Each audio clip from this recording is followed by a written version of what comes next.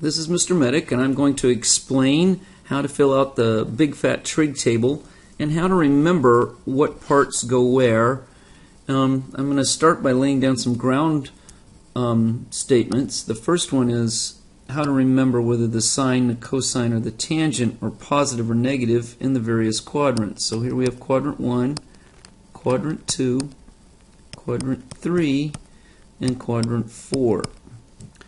So if you remember, all students take calculus. That will remind you which of the three trig functions, the main trig functions, sine, cosine, and tangent, are positive in which quadrant. In quadrant 1, all of them are positive, the sine, cosine, and the tangent. In quadrant 2, where you have a negative with the x and a positive with the y, the sine would be positive because it's tied to the y-axis. In quadrant 3, which is negative and negative, x and y are both negative, then the tangent is positive because you end up with the y over the x, so that's a negative over a negative, which makes it positive. In the fourth quadrant, the cosine is tied to the x values, and since it's a positive and then a negative, x is positive, y is negative, the cosine would be positive in the fourth quadrant. Now that comes in handy later on when we start talking about some other things. Another thing we need to keep in mind is that the tangent of an angle is equal to the sine of the angle divided by the cosine of the angle. That comes in handy when we start talking about the tangent. Okay, let's get started on the chart. First you got to fill out the degrees, and you should put the degree mark every time. We start with 0 degrees, and then it's 30 degrees, then 45 degrees, then 60 degrees, and finally 90 degrees. And then I like to fill out the radians part of the table from the top to the bottom because there's a nice relationship here. It's pi over 2, pi over 3, pi over 4 radians, pi over 6 radians, and then finally 0 radians. And there's an interesting little relationship here. 90 times 2 is 180, 60 times 3 is 180, 45 times 4 is 180, and 30 times 6 is 180. So that always works out to keep that straight in our heads. Okay, the next thing you need to do is to complete the ratios that go in these boxes at the top. And the sine is y over r. The cosine is x over r. The tangent is y over x because the tangent is the sine over the cosine. If I put y over r over x over r, then the r's would cancel and I'd get y over x. For the cosecant, it's the reciprocal of the sine, so it's r over y. For the secant, it's the reciprocal of the cosine, so it's r over x. And the cotangent is the reciprocal of the tangent, so it's x over y. Now the only column we have to memorize on this part of the table is the sine. Once we have the sine memorized, the others are all in relationship to what we put in the previous columns. So the sine has this very interesting relationship. It's the square root of 0 over 2 to begin with. The square root of 0 is 0. 0 over 2 is just 0. The next one is the square root of 1 over 2. And the square root of 1 is 1, so it's 1/2. The next one is the square root of 2 over 2, which doesn't reduce. And the square root of 3 over 2, which also doesn't reduce. But now we get to if we're going to stick to the pattern, it's 0, 1, 2, 3. This would be 4. The square root of 4 over 2. The square root of 4 is 2. I'd end up with 2 over 2, which is 1. And there's my sine table made out. Now the cosine table is the sine table in the same values, in the same order, but in reverse. So the first value for the sine is going to be the last value for the cosine. And likewise, the first value for the cosine is the last value for the sine. So we start with 1, and then we write root 3 over 2, and then root 2 over 2, and then 1/2, and finally 0. The tangent is the sine over the cosine. So in this case, for 0 degrees, it's going to be 0 over 1, which is 0. We're going to skip this one for now. For 45 degrees, I'd get root 2 over 2 over root 2 over 2, and those are the same, so anytime I put something over itself, it's 1. And then for root 3 over 2 over 1/2, let's do that.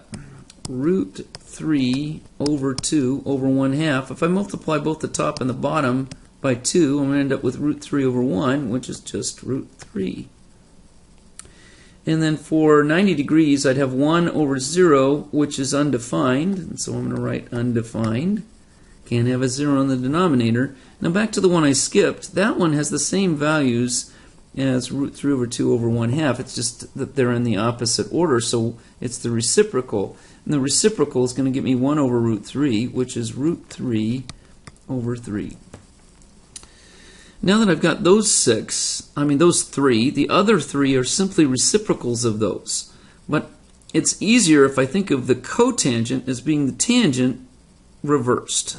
So it's going to have the same values but in the opposite order. So this used to be undefined for the last value of the tangent, so that's going to be the first value of the cotangent, which is going to be undefined. The next would be root 3, and then 1, and then root 3 over 3, and finally 0. Now the cosecant is the reciprocal of the sine, so the sine is 0 at 0 degrees, and so the cosecant is going to be undefined. Can't have that 0 in the denominator.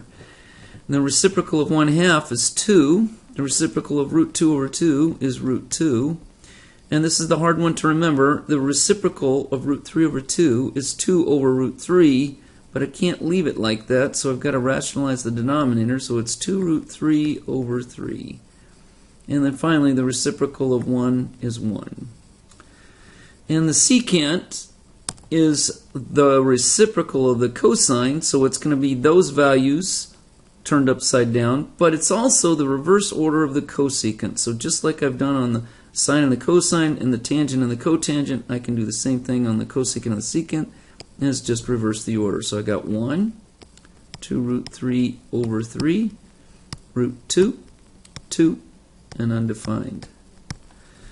Finally, I got to fill out the positive and negative table, and that's where all students take calculus help me. So in quadrant 1, all of them are positive.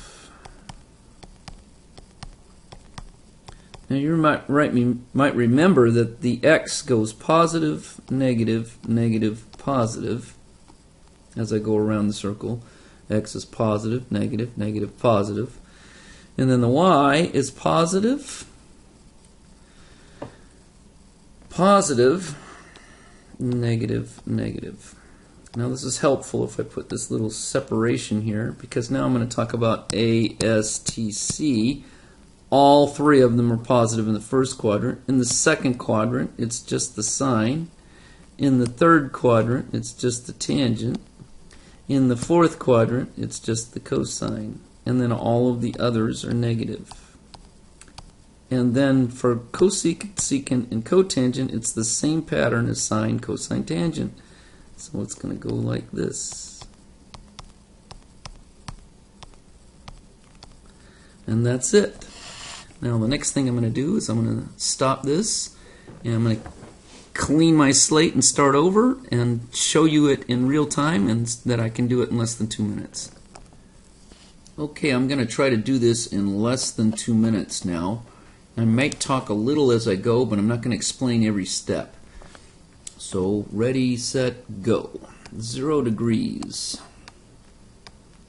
30 degrees, 45 degrees, 60 degrees, 90 degrees. Now I'm going to go backwards. Pi over 2, pi over 3, pi over 4, pi over 6, and 0 radians. Now for my ratios, y over r, x over r, y over x, reciprocals r over y, r over x, x over y.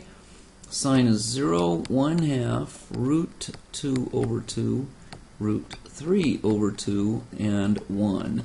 Reverse order, 1, root 3 over 2, root 2 over 2, 1/2 and 0. Tangent is 0 over 1, which is 0.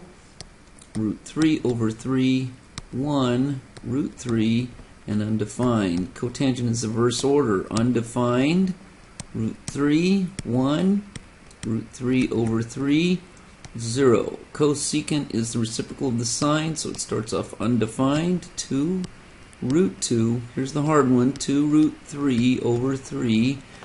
And finally 1. Reverse order. 1, 2 root 3 over 3.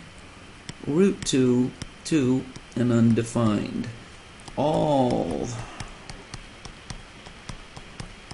students take calculus. Repeat the pattern. The y is the same as the sine. The cosine is the same as the x. Everybody else is negative. And I'm going to stop right there. So that was less than 2 minutes. And I think they're all right.